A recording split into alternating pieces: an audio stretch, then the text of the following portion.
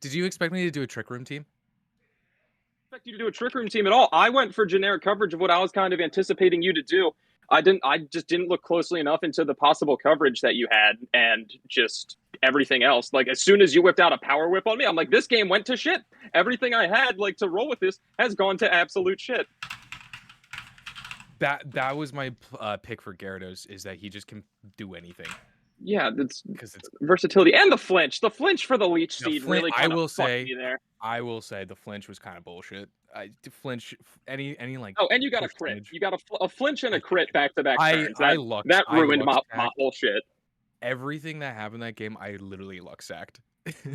It was kind of insane. I'm so sorry. Yeah, like Celesteela literally was gonna win. Yeah, if you so hit that leech seed. I was so scared for a second there. I was like, holy fuck, how do I break this? Darmanitan's fucked. I was gonna say that was my counter to this. I was like, I have this. If Darmanitan like getting stealth rocked, I have stuff in the back. I can like totally do this. And then the fucking flinch crit just fuck me and suck me. Yeah, it was. Yeah. I also was greedy. I for some reason thought my Gyarados could outspeed your Regieleki, and then as soon as I clicked the button, I'm like, wait a second. Yeah, why did I protect? Why did I have the fastest Pokemon in the entire draft, and I fucking protected. That was another thing. I was like, man, he's got a lot of protects. I heard you say that. Yeah, he's got a lot of protects. I'm so conditioned just to being outsped by things I just don't account for from like my past history. I forget, oh wait, I drafted the single fastest Pokemon in this draft. Like, what am I holding back for? Fuck's sake. I actually did outspeed you. What? Dragapult, I put a Oh well, yeah. That one. Okay, that makes sense. That was something I was testing out. I didn't think with my EV disbursement, that was the only thing that could if he was choiced, and he was. So that one I was like, fuck. And yeah, other than that, But everything else I had beat. Yeah. I think if it came down to Celesteela just running stuff, the only thing that I think I could have done to beat it was have Lichen Rock, maybe Swords Dance on your protects, and just guess your protects. Yep. And then just like run with it and be like, okay, ×2, and then Accelerocket and maybe get away. I mean, are you immune to that? I don't know. What immune to what? Rock would have been half. I think rock is 2 times, or it's regular. Hold on, let me see. No, you're wait. Celesteela, you are no. It's normal to it. Yeah, I was gonna say I'm pretty sure the only thing super effective is electric and fire. Yeah. So Darmanitan was the threat. That was my only answer to Celesteela if it stayed alive, and I'm gonna be honest, I didn't think I would have thought of it in the moment. I was stressing out. The timer, oh my god, I got so low at one point. I think it was like almost under a minute. I was banking on it, honestly. I was sweating. I was like, I'm thinking too much. I was like, I would really hate to see a week 1 timer loss. That would be so tough. I was like, oh god, click button. I meant to U-turn with Dragapult as well, but because I don't know how to use this thing, I instead hard swapped to someone else, and which is fine, but like I feel like it's kind of a waste. Yeah, I mean, he still did fine, Paul. Don't worry, dude. Everything worked out as it should have. I'm sorry, Tommy. Oh god, we're on a 10 in my wall. We love Pokemon. God, no, we don't. Replay. I had a week to prepare for this shit, and I get rolled 5-0. No, 5-1. You got 1. I got 1. I don't even know if I'm proud of it. How many do you have? So whatever. I don't know. How do you score this? 1. I got 1. He got 1-6. Yeah. Well, yeah. It's going to be a differential difference, so it's going to be +5 and -5. So I get -5. Sweet. Yup. That's all right. Come back with a 6-0 next week and be +1. Oh yeah, against you for sure. Oh god. Oh, that's so cheesy. Pano knows both our teams so well. I know everybody's team really well. He's already done the calculations for week 9. Yeah, I got the semifinals locked up. He already knows who he's facing. I didn't realize how good Toxic was though. Like if you oh I didn't oh god, status conditions. I need to not be I need to figure that out a little more. Oh yeah, and I saw you click toxic on a Celesteela. Yeah, Yeah. that I also threw there. And once you I did that, I wasn't was running like, around uh oh, Celesteela's not leaving. with Yeah, I saw that, I was like, oof. But Monkey, holy shit. I didn't Monkey. Yeah, Was monkey. he Anything hmm? was he banded or choiced? Life orb. Life Oh, orb, like yeah. oh. But With the since he has sheer force, like you don't see the life orb damage. Oh. Okay. how much wait, what is um does choice rock do more damage based off like what typing you are or something, or like how does it But do stealth damage? rock? Yeah, stealth rock. Yes. It does more if you are susceptible to it. So it So goes off of your rock weakness or your just like defending versus rock. So like Gyarados takes 25% because it's flying type. Oh, So that's super effective. So you have like a Charizard that's fire and flying, so both are weak to rock. It takes 50%. holy shit. Yeah. That's why heavy duty boots was such a good addition because Volcarona is 4 times weak to rock, but now that it has heavy duty boots, it's a lot less important to defog and rapid spin because it can just come in for free. yep. Interesting. Oh yeah, I'm watching this replay. You did absolutely destroy my Gyarados, but used to protect. Oh Funny. yeah, okay. Here I'm gonna start my breakdown of the game. So Are you I'm going through turn by turn. But yeah, when I'll let you know when Gyarados came in the second time on Celesteela, I was screaming, "Dragon Dance, Paul! Dragon Dance!" I was thinking it. I was thinking, man, I need a Dragon Dance during his protects, but then I just didn't do it. So I yeah, was like, this, you got the good power whip off of Swampert here. Gyarados got that first kill.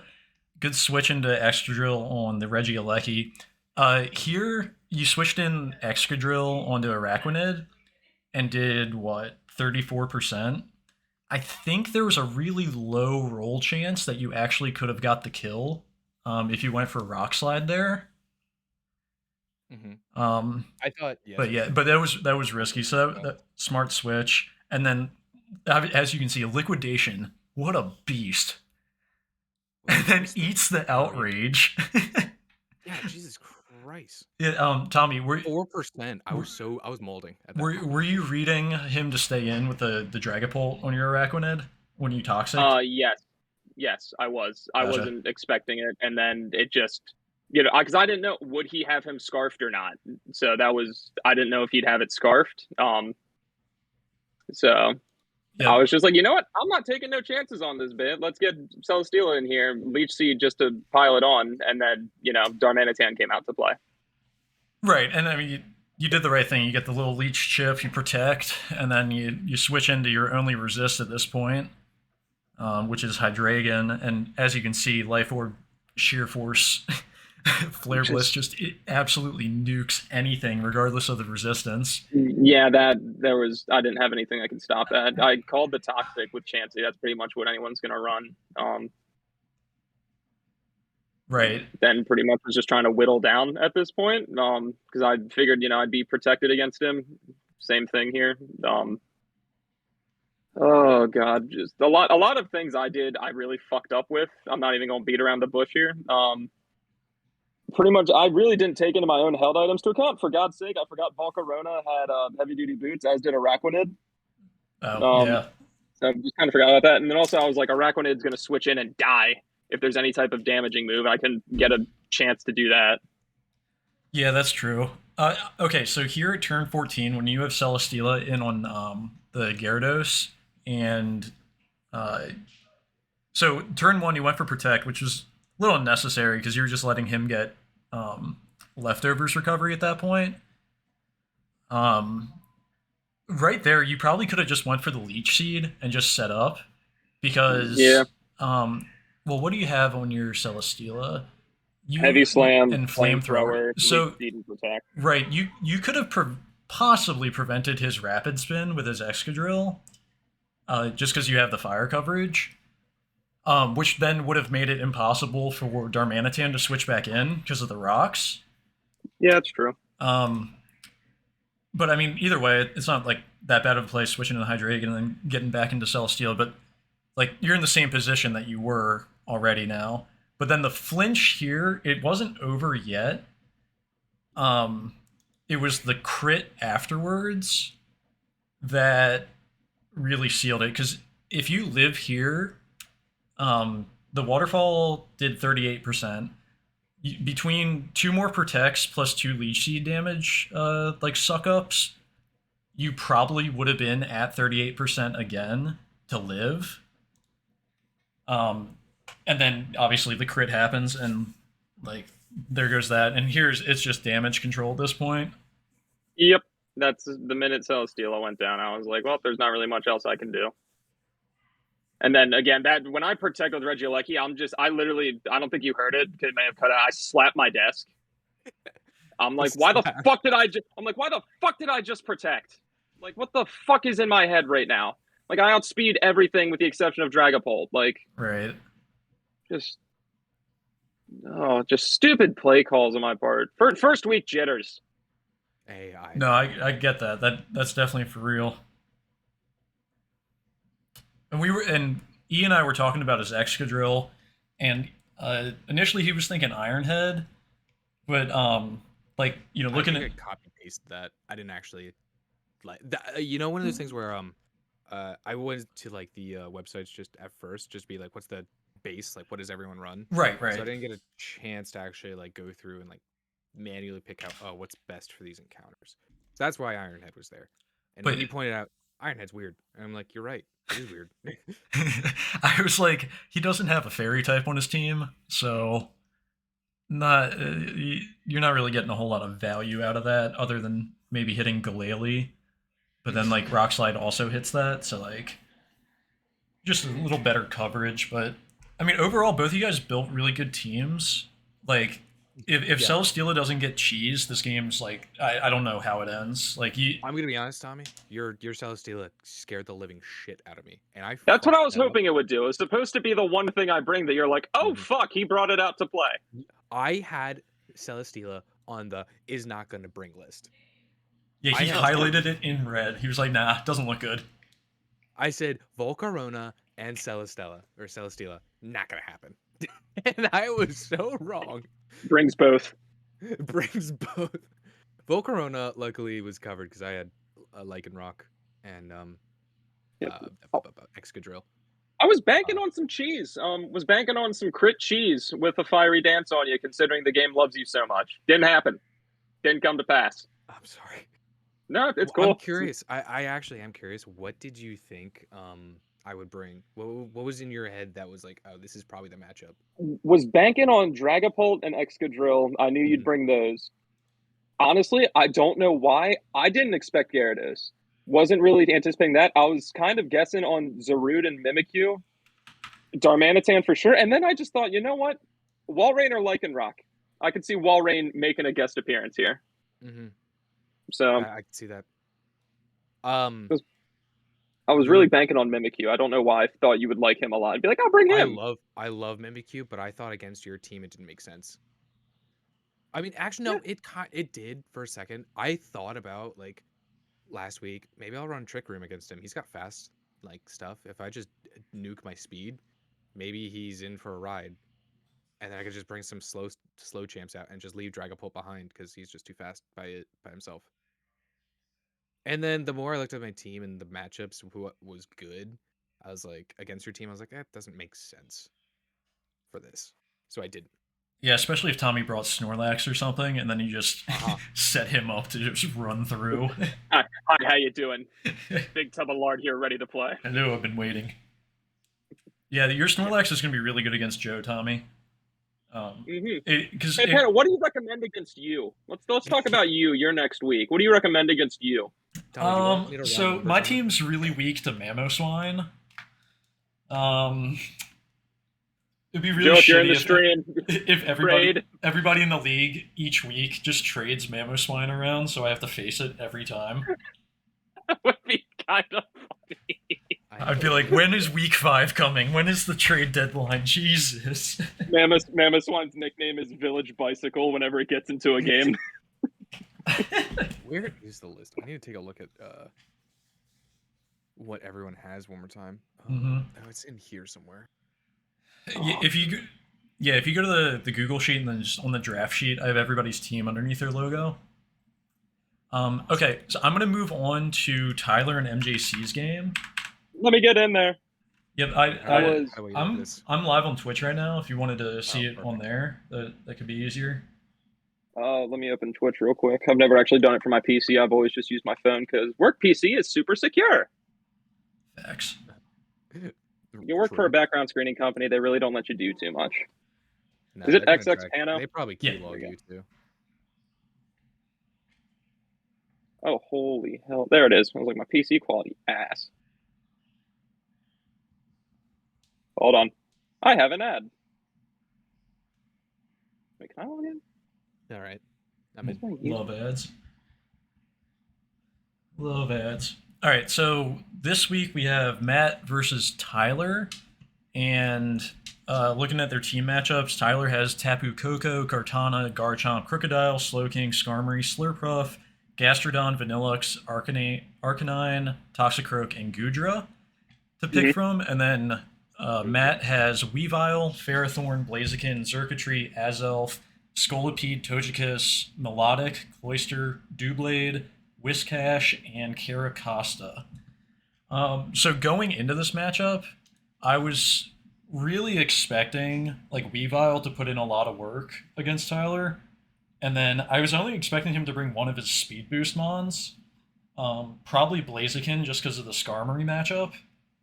True. But like Weavile and Blaziken really synergize well against Tyler's team because like Slowking is one of the best walls to Blaziken, and then Weavile just completely like neuters that with all the dark type coverage. Along with like the Xurkitree, I figured Matt was gonna bring, and I figured Tyler would have thought that too, and not brought Tapu Koko to set up electric terrain for it. Because you already have the strongest special attacker in the league, and then you're giving an electric terrain boost, which, you know, it ended up working out. But well, bold call from hearing it, to be honest with you. Mm-hmm. Wait, is Xurkitree the highest in the league? I think so. I think it's like base 184 or something.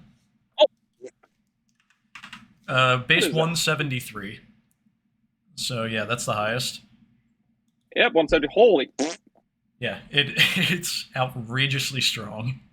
And that's why I was just not expecting him to bring only one ground type and a an electric surge mon. So kind of weird team preview, but then we see turn 1, we got the lead Azelf, which is pretty common, and MJC was not ready for the lead Slurpuff.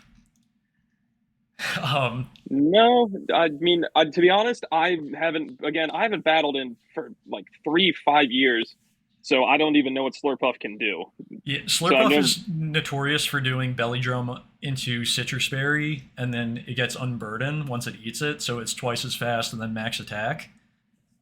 That's like its really iconic set, but Tyler brought something a little weird this week. So right here, he switches it in, and he's going to set up some sticky webs. Okay. Which really helps against the speed boost Pokemon. And then check this out. He uses Endeavor onto the Melodic to bring it all the way down to 12%, so it's going to die in the next burn.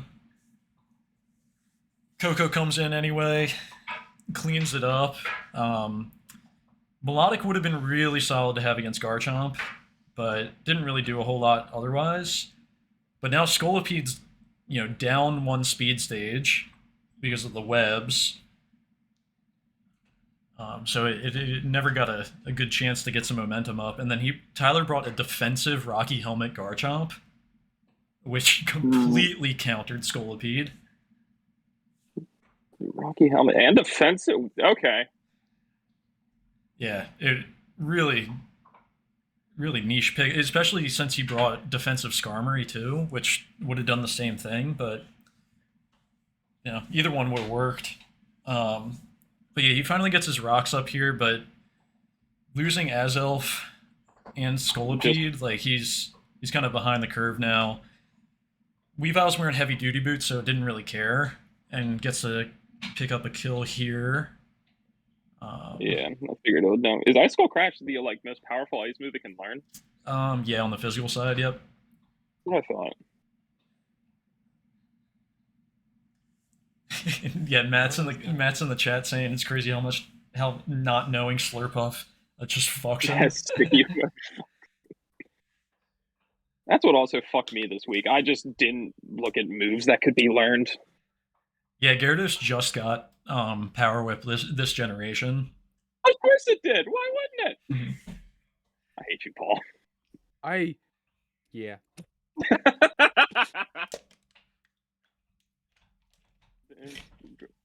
Oh, is this Circuitry unlocked? It's Choice Scarf. He's stun locked right now. So it's not like he had a better switch in either. It's like he'd rather die. Yeah, what are you supposed to do? And get a free switch. But like, he always gets the revenge here with a heavy duty boots Weavile. That was fast. Never mind. Oh, there's Ice Shard. Shoot. And so Coco comes in. It's gonna be faster. Ends up living the Ice Shard pretty easily. And then right here at the end, there's going to be a crit that kills Blaziken with Thunderbolt, but it actually died 100% of the time to Life Orb Thunderbolt because it did 88% minimum.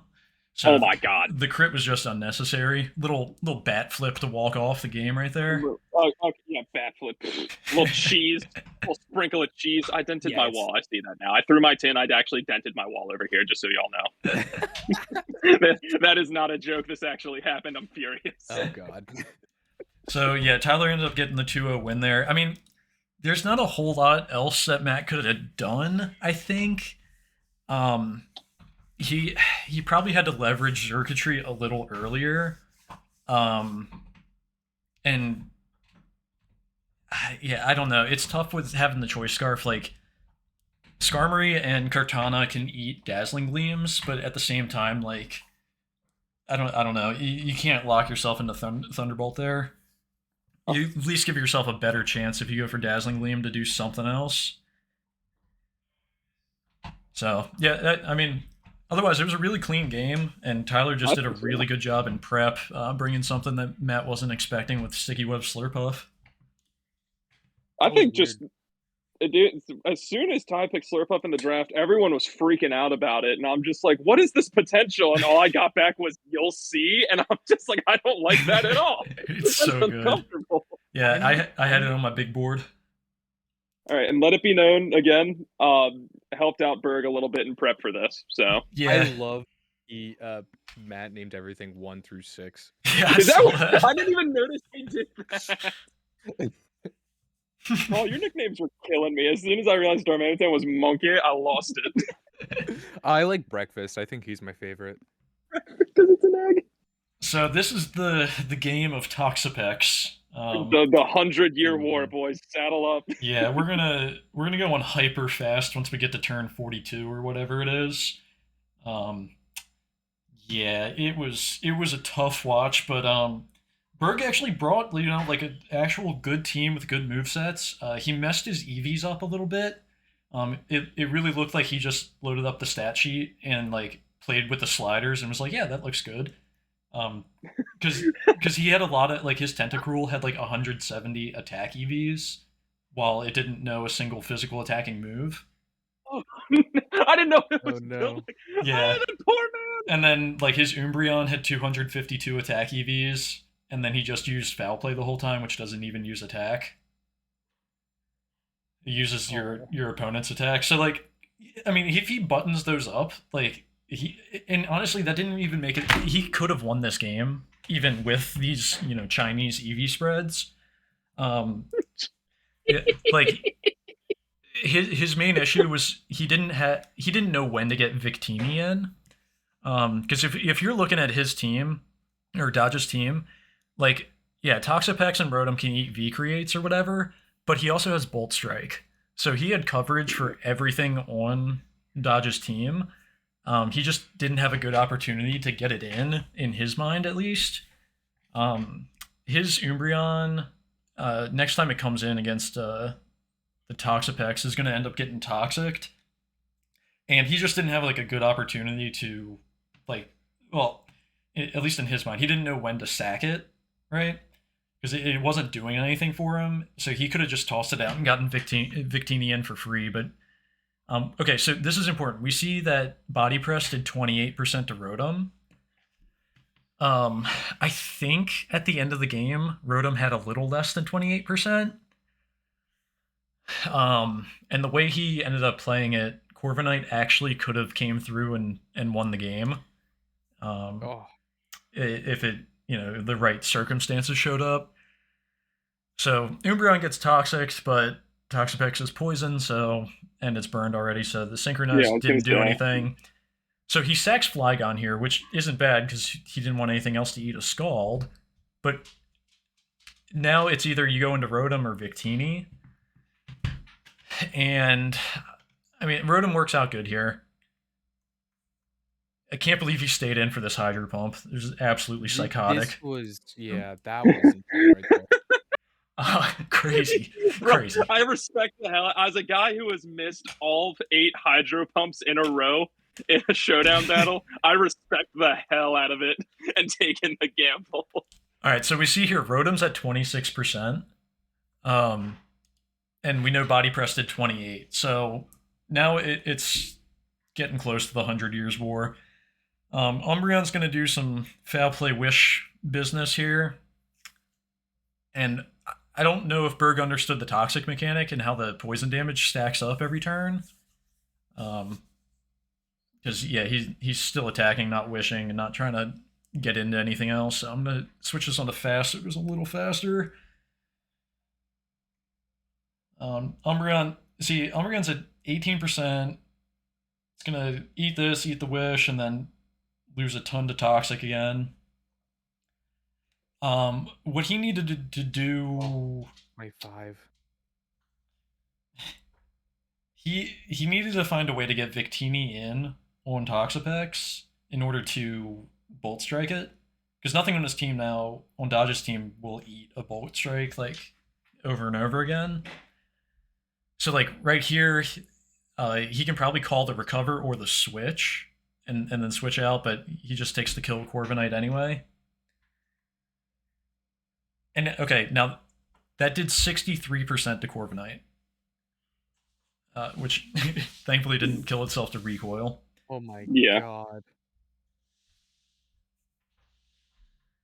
Thank God he knew Roost. Yep. And now here is the battle. it's getting close. No, we're almost there. Don't you worry. Berg just needed to get Toxapex to a point where he knew it was going to recover, and then switch in Victini. That way Victini just come in for free and then click Bolt Strike. Going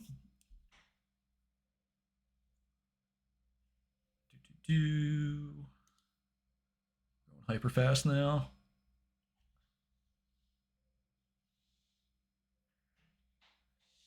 Yep, just back and forth, back and forth, back and forth.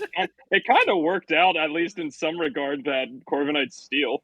So right here, Corviknight goes for the Brave Bird down to 66%. He knows if he Brave Birds again, Toxapex is going to attack here. He Brave Birds, gets the crit, and then gets the recover. So he could have had a free switch to Victini that turn instead of Brave Birding, but he never took advantage of that. And then now that he knows Toxapex is going to attack here, he could just switch into Umbreon and sack it. But once again, like he doesn't end up getting into that. I think it's right here, right? So Toxapex is at 100%. It's never gonna recover on this turn, so it's always gonna go for the attack. And that was just the wrong time to get Victini in. That's when you sack Umbreon and then you get Victini in for free afterwards. So that was tough to watch. And then this is basically where it just goes downhill because, yeah, Victini did 57% there. That would have 2-hit KO'd, but it's going to go down to the poison. Oh And yeah. Umbreon's just kind of like, well, I'm going down. Prepare the 100-Year War. Yeah. But Umbreon does a good job of eating some PP here. And basically, right here, we're going to skip through. Berg was about to quit when it was 3 versus 3 and ends up getting. Ooh, come on. Getting Toxapex to struggle itself to death. kind of.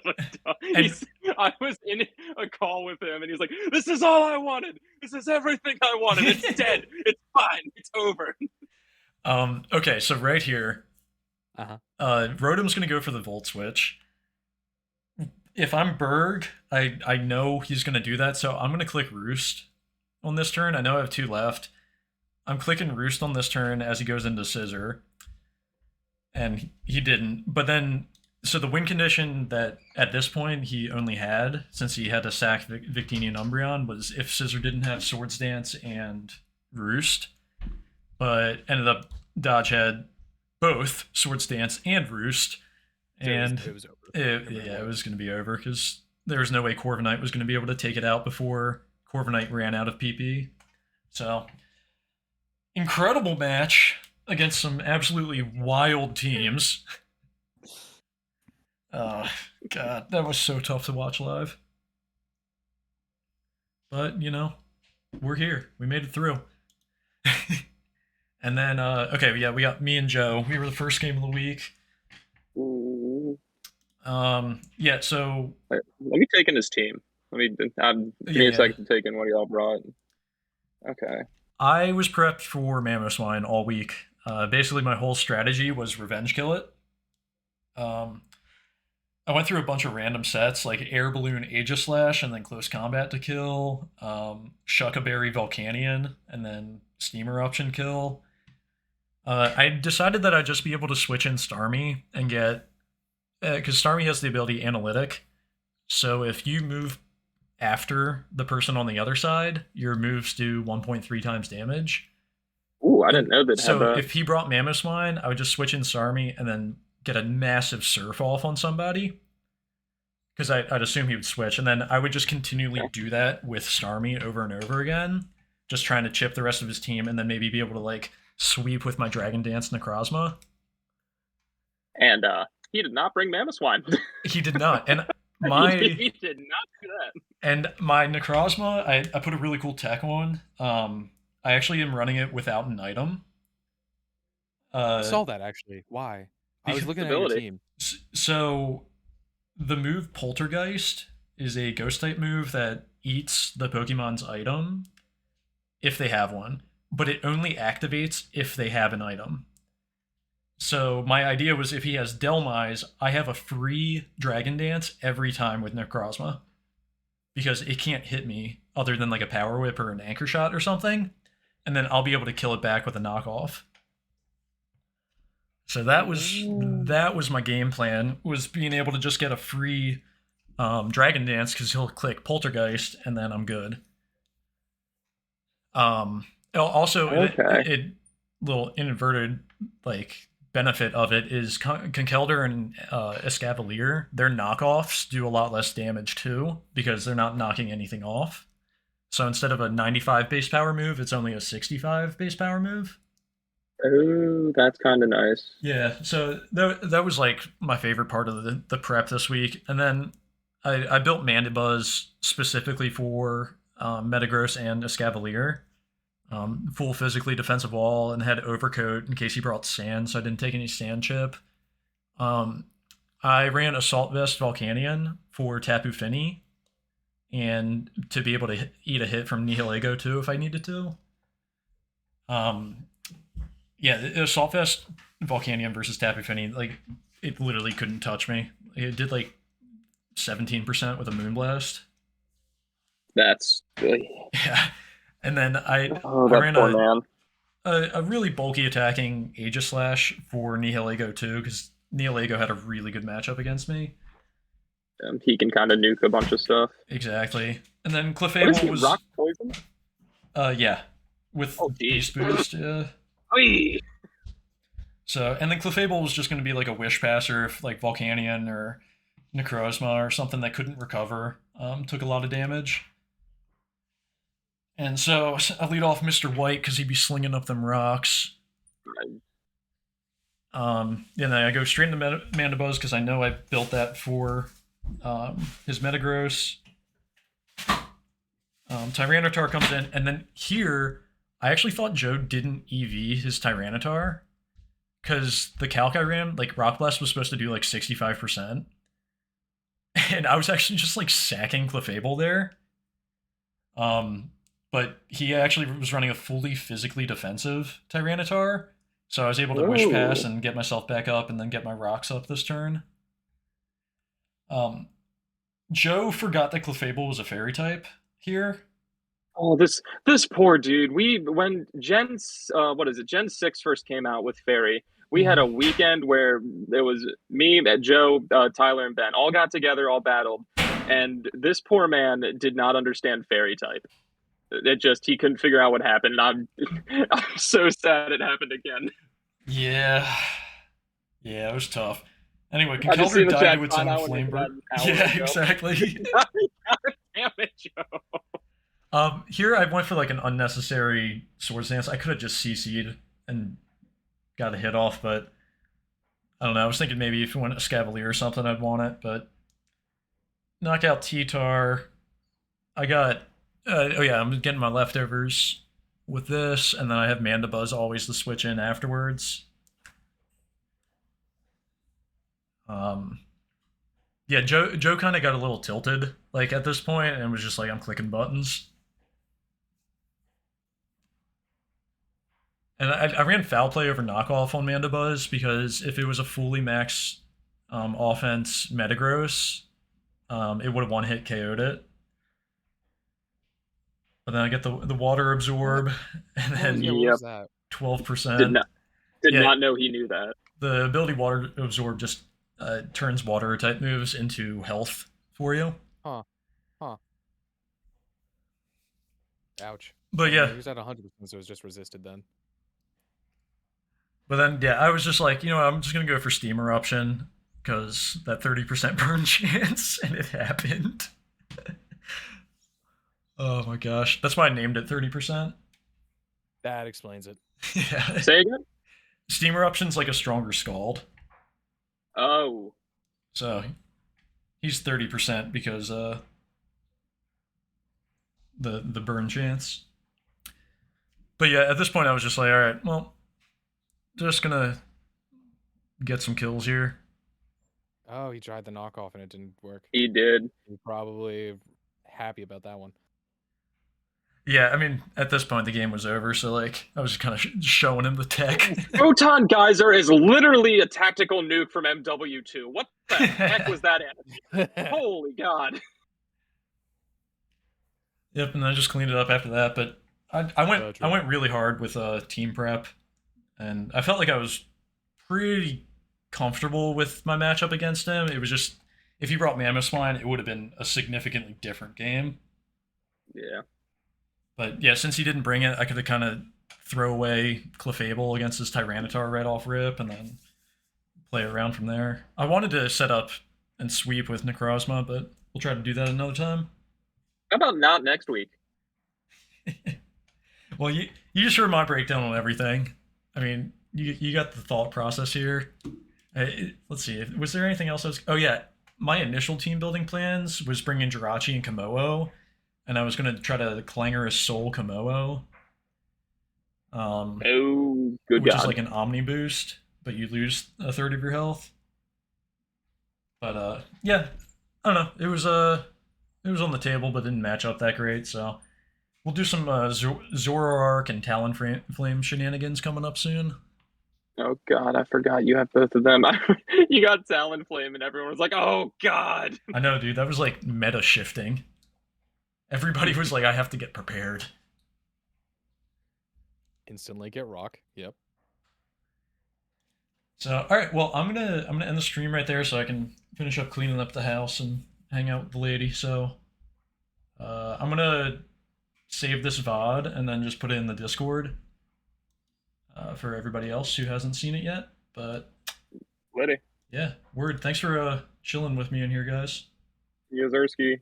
Hey Tommy, later Yeah, this Paul. week, do you want